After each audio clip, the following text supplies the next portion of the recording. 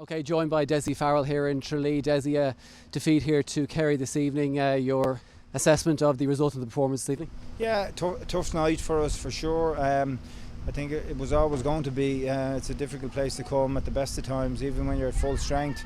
Over the years, it's been a huge cauldron for Dublin teams to come down and play.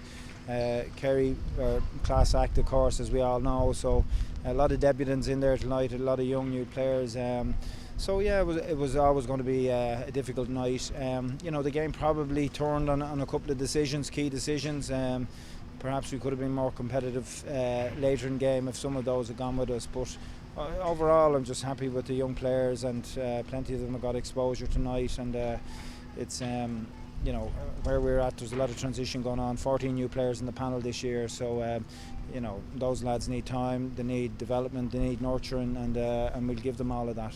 Yeah, tough night as you say, but I guess that is a positive to look at. The fact that you gave your starts today, for example, for Lorcan O'Dell, I think it's his first start for Dublin, competitive at least. So there are some positives to take out of today's game. Yeah, and look at it, it's definitely not the result we would have wanted. There's loads of areas for us to work on, but that's the beauty of it. There's another game coming up in 2 weeks. We get back to the training ground and work on those areas and keep practicing the elements of the game that we need, and we drive on from here. Yeah, and it is 2 weeks now to your next game against Mayo. I guess it gives you a bit of a break over the next few days to kind of properly focus on training for that game, and kind of gives you a bit of a break that you haven't had since the start of the year. Yeah, and that's for sure. And obviously the extra time might mean that there's a few more players coming back to us from injury and whatnot.